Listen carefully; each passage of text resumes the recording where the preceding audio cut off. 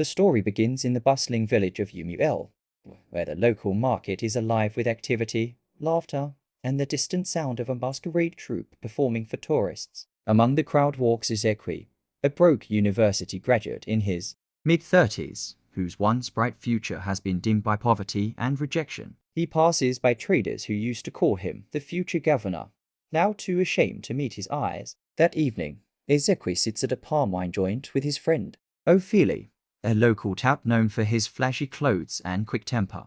Ophelia boasts about the money he refuses to explain. Curious and desperate, Ezequiel presses him until Ophelia leans closer, lowering his voice. "You no fit handle wettin' I don't handle," Ophelia says ominously. "Blood day involved." The words haunt Ezequiel as he returns home to his sick mother, Mama Ezequiel, whose frail body lies motionless on a bamboo bed. She coughs violently, and he wipes her forehead, realizing he cannot even afford her medication. That night, Ezequiel dreams of a black goat with red eyes speaking in his father's voice, saying, "If you want the world, pay the price." He wakes up sweating, only to find Ophelia waiting outside his compound. "Follow me," Ophelia says. "Tonight, you will see." They travel deep into the forest, led by a one-eyed driver who says nothing. At the foot of a giant iroko tree, a red cloth is tied to a wooden idol covered in human hair. An old man dressed in white emerges from behind the tree. He is Dibia Okonta,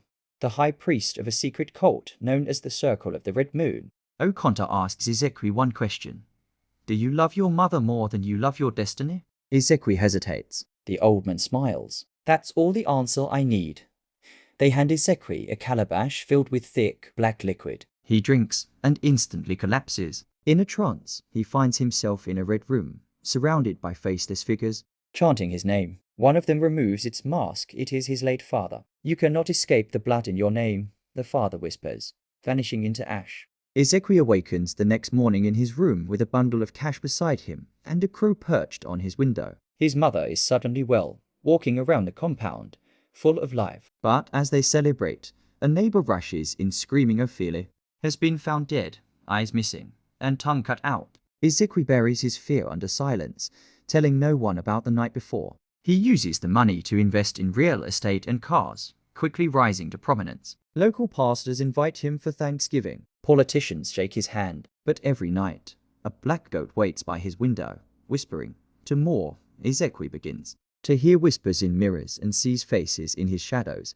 But each time he blinks, they vanish. He hires bodyguards, but they cannot guard him from what follows him in dreams. The villagers begin to fear him. Even the elders speak his name in hushed tones. One night, Mama Ezequiel is found talking to herself under the moonlight, repeating the words, "Blood must call blood."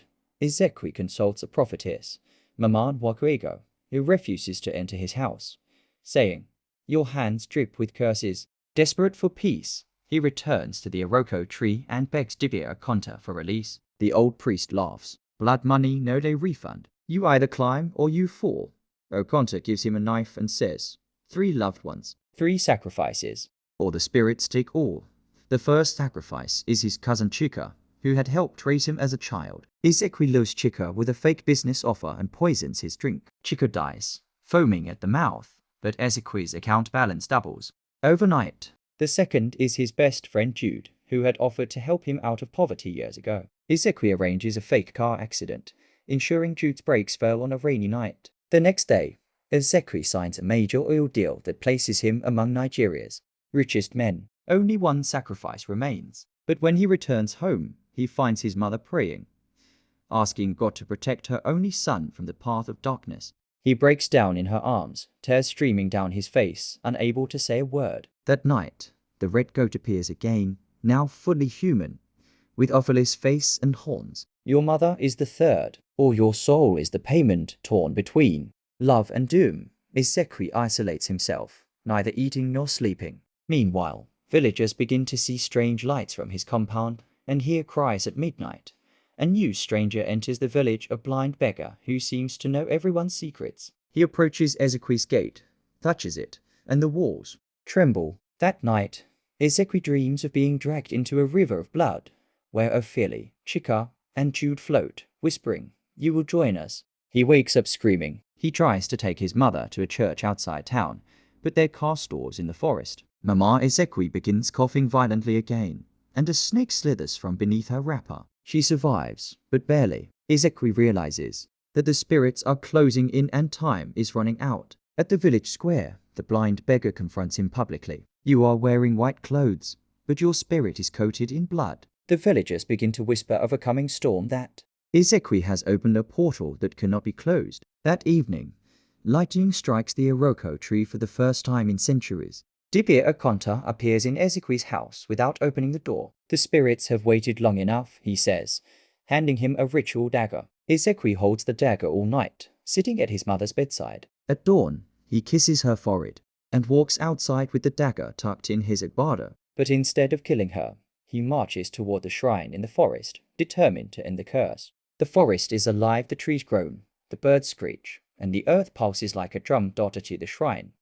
He throws the dagger at the idol and shouts, "I give myself." The ground opens, and he is swallowed into darkness. Below the forest is a hidden underworld, the chamber of eternal exchange. There, Ezekwie sees rows of men like him, trapped between wealth and torment. A spirit wearing his father's face appears again, offering him a choice: die as a man of sacrifice, or live as a king of curses. Ezekwie chooses death, but the spirits laugh. It is not his decision to make anymore. They show him a vision: his mother dead, the village burning, and his wealth consumed by rats.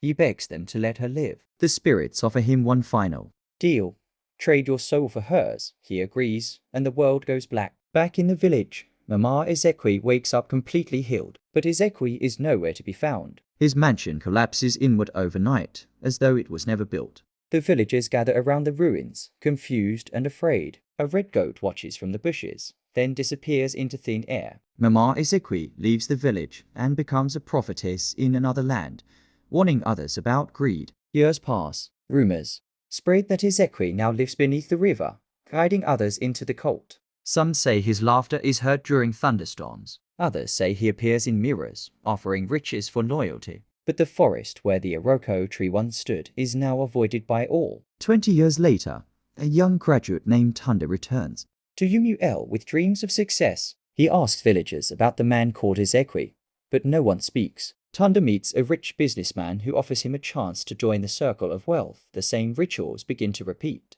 At night, Tunda dreams of a man in agbada with burning eyes, whispering, "Your sacrifice awaits." Meanwhile, the shrine of the Red Moon reappears, rebuilt by unseen hands. Tunda is taken there blindfolded. The high priest now wears a mask that looks like Ezekwie's face. Blood money never ends. It only changes hands, the priest says. Tunda drinks from the calabash, and the red goat returns. Across the land, strange deaths begin again. Mothers weep, churches cry out, prophets scream warnings. But greed is louder than truth. Tunda's wealth grows, and so does his fear. He too is asked to sacrifice 3 loved ones. He hesitates until a voice from the mirror says, "This is how kings are made." Tunda follows the path, each step darker than the last. Meanwhile, Mama Ezekwie, now old and frail, hears that a new child has joined the curse. She weeps for a boy she never got.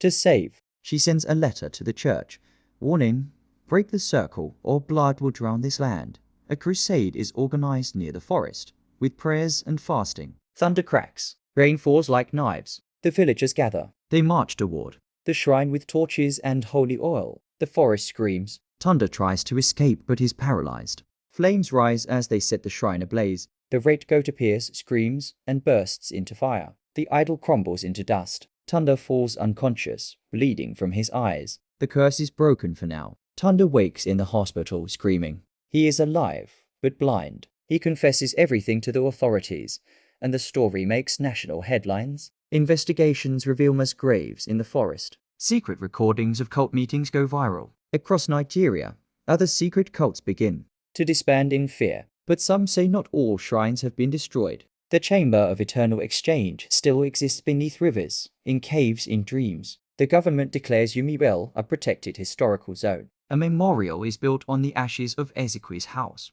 Mama Ezekwie dies peacefully, a holy woman too. The end. Her last words are, "Wealth without peace is poverty." Years later, another generation begins to grow curious. Documentaries are made. Books are written. But in one corner of the National Museum, an idol sits untouched. Children say it blinks at night. The museum guard swears he hears whispers behind the glass. One day, the idol disappears. The camera footage shows nothing, just a red mist. That week,